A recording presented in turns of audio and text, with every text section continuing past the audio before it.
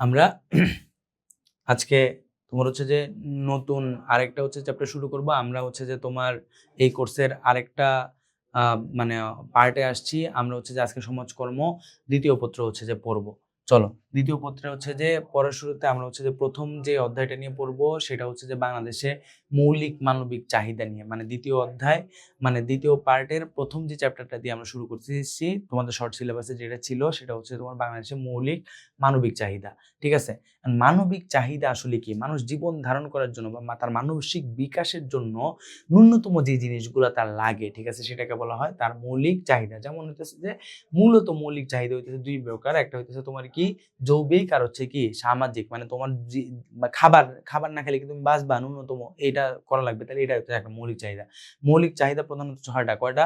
Basic need বা মৌলিক চাহিদা প্রধানত হচ্ছে 6টা। আগে ছিল 5টা, এখন হচ্ছে কয়টা? 6টা। একটা হচ্ছে খাদ্য, বস্ত্র, বাসস্থান, শিক্ষা, স্বাস্থ্য, আর হচ্ছে যে চিত্ত বিনোদন মানে এন্টারটেইনমেন্ট। ক্লিয়ার? এখন দেখো, এই যে খাদ্য, বস্ত্র, বাসস্থান, শিক্ষা আর হচ্ছে যে তোমার স্বাস্থ্য, এটা সব তোমার জৈবিক, ঠিক আছে, এগুলো তোমার জীবনের জন্য প্রয়োজন, ঠিক আছে।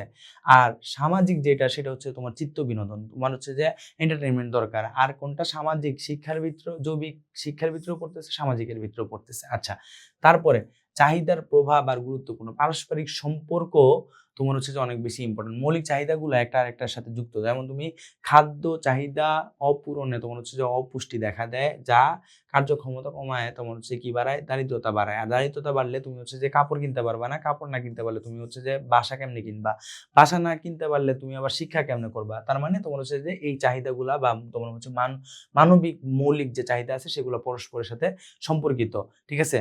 তারপরে তোমার হচ্ছে যে মানে যে সম্পর্কিত, এটা তো আমরা হচ্ছে যে এই জায়গায় আলোচনা করছি আমরা। তারপরে যেটা ইম্পর্টেন্ট, বাংলাদেশের বৈশ্বিক প্রেক্ষাপট, ঠিক আছে। পেশাদার সমাজকর্মের সূত্রিকাগার বলা হয় কোথায় কাকে? ইংল্যান্ডকে। আমরা বলছিলাম ইংল্যান্ডে তোমার হচ্ছে যে ওই যে 1949 সালে তোমার হচ্ছে যে দারিদ্রতা আইন শুরু করছিল। ইংল্যান্ডেই তোমার হচ্ছে যে কি শুরু হয়েছিল? শিল্প বিপ্লব। শিল্প বিপ্লবের জটিল অবস্থা থেকে যেহেতু তোমার হচ্ছে সমাজ বিজ্ঞানের উৎপত্তি হয়েছে, তার মানে তোমার হচ্ছে যে এই জায়গাও তোমার হচ্ছে যে পেশাদার সমাজ বিজ্ঞানের সূত্রিকাগার বলা হবে কাকে? ইংল্যান্ডকে। কথাটা মনে থাকবে, বাংলাদেশের সমাজকর্মের তোমার হচ্ছে স্টার্টিং হয়েছে 60-এর দশকে। মানে কত সাল তাহলে? 1960 সালে। কত সালে? 1960 সালে, ঠিক আছে।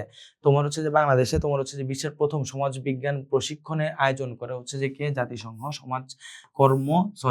বিশ্বের প্রথম তোমার হচ্ছে সমাজকর্ম প্রশিক্ষণের আয়োজন করে জাতিসংঘ। জাতিসংঘের শিক্ষা প্রশিক্ষণের প্রস্তাব দেয় হচ্ছে যে এনা এল ডয়সি। এনা এল ডয়সি এইটা পরীক্ষায় আসতে পারে, ঠিক আছে।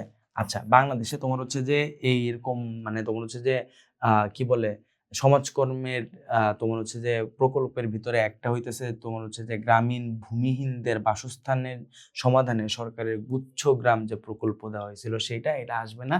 গ্রামীণ ব্যাংকও তোমার হচ্ছে যে একটা এরকম সমাজকর্মের হচ্ছে যে তাহলে আমরা এই প্রথম চ্যাপ্টারটা হচ্ছে যে এই জায়গায় শেষ করলাম।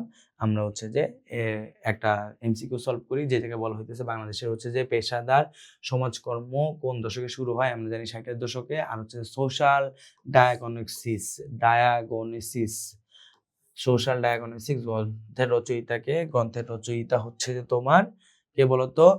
ম্যারি রিচমন্ড, যিনি 1917 সালে তোমার হচ্ছে যে এই বইটা লিখছে, ঠিক আছে। তাহলে এই জিনিসটা একটু মনে রাখো।